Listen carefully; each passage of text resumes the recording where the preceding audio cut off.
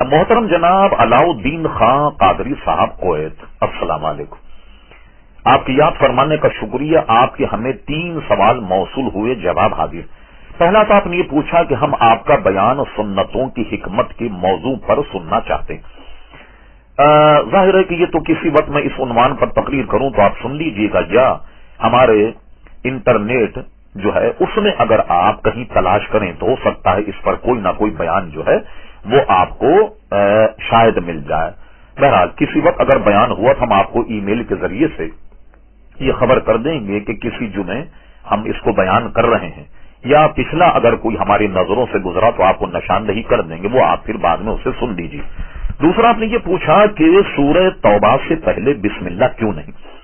محترم ایک بات آپ کے ذہن میں رہے کہ قرآن مجید فرقان حمید کے 114 سورتیں ہیں، اور 114 ہی مرتبے بسم اللہ شریف کا قرآن مجید فرقان حمید میں ذکر موجود ہے۔ اگرچہ اس کے ساتھ بسم اللہ شریف نہیں تو یہ 114 مرتبے کیسے بنا؟ سورہ نمل میں اصل میں اس کے متن میں ایک بسم اللہ الرحمن الرحیم یہ بطور آیت بھی اس کو استعمال کیا گیا۔ مثلا حضرت سلیمان علیہ الصلوۃ والسلام نے ملکہ سبا بلقیس کو جب خط لکھا اور اسے ایمان کی دعوت دی، اور وہ خط آپ نے حدود کے ذریعے سے جب بلقیس کو بھیجا تو اسے ایمان کی دعوت دی تو اوپر لکھا ہوا تھا بسم اللہ الرحمن الرحیم۔ ملکہ سبا نے جب اس عبارت کو دیکھا تو وہ تڑپ اٹھی کہ یہ کلام تو کسی انسان اور بشر کا معلوم نہیں ہوتا، اور وہ آن کر کے سلیمان علیہ السلام کے دربار میں ایمان لے آئی۔ یوں وہ 114 مرتبے قرآن مجید فرقان حمید میں اس طریقے سے وہ آیا، اور ہر صورت کے گویا سامنے اسے رکھ دیا گیا اور لگا دیا گیا۔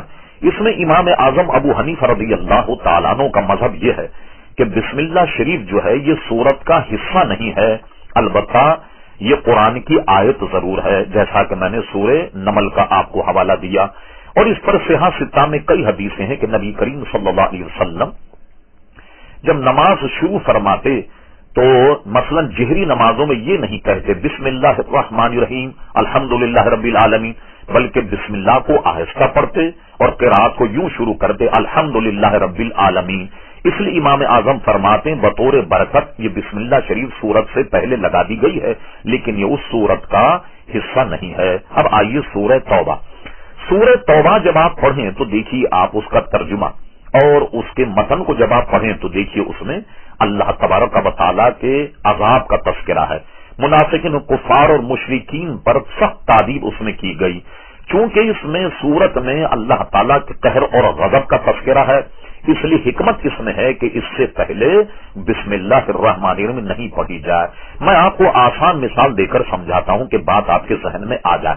مثلا کبھی اگر کوئی جانور ذبح کیا جائے تو آپ نے دیکھا کہ جانور ذبح کرتے وقت آدمی کیا پڑھتا ہے؟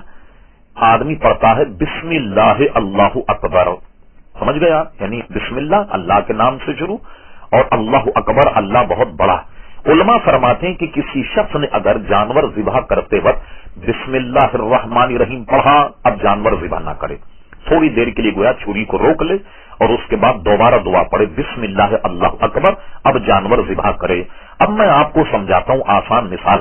مثلا جانور ذبح کرتے وقت اگر یہ کہا جائے بسم اللہ الرحمن الرحیم، میں اللہ تعالیٰ کے نام سے شروع کرتا ہوں جو بڑا رحمت والا بڑا مہربان ہے، اور جانور گلے پہ چھری چلا رہے، اب یہ کا رحم ہو رہا، یہ کرم ہو رہا؟ بظاہر کوئی رحم و کرم تو نہیں، اس لیے فرمایا کہ بسم اللہ الرحمن الرحیم جانور کے ذبح کرنے پر بھی نہیں پڑھا جائے۔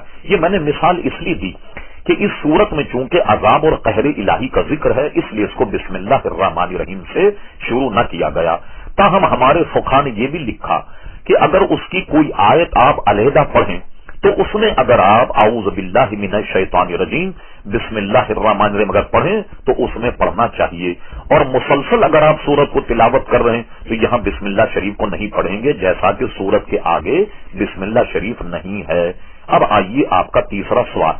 آپ نے پوچھا کہ آپ نے فرمایا کہ غیر مسلموں سے منافع لینا جائز، معلوم یہ کرنا ہے کہ کیا ان کو سرمایہ کاری کے لیے رقم دینا جائز، کیونکہ وہ ہماری رقم سے منافع کماتے ہیں اور مالی طور پر مضبوط ہوتے ہیں۔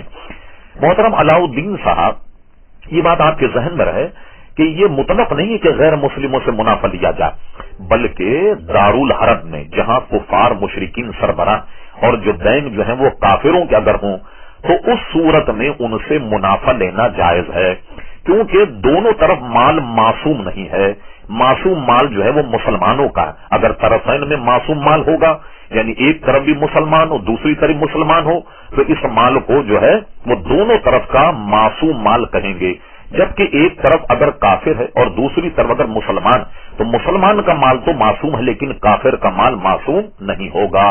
دارالحرب جیسے امریکہ، برطانیہ وغیرہ یہاں جو بینک خالصتاً کفار اور مشرکین کے ہیں، ان میں اگر پیسہ جمع کر کے ان سے اگر منافع لیا جائے تو اس کو علماء نے جائز رکھا، اور حضور علیہ الصلوۃ والسلام کی یہ حدیث بھی موجود ہے کہ کافر اور مسلمان کے درمیان جو معاملہ ہوگا وہ سود نہیں ہوگا، اس لیے کہ کافر کا مال جو ہے وہ معصوم نہیں ہوتا، یعنی اس منافع کو سود نہیں کہیں بلکہ اس کو منافع کہیں گے۔ ٹھیک، اچھا اب رہی یہ بات کہ ان کو منافع پہنچانا، اس کو اصل میں عرف پر محمول کیا جاتا ہے، مثلا بظاہر تو ہم اسے پیسے دے رہے ہیں اور وہ ہمارے پیسے پر منافع دیتا ہے، وہ جائز۔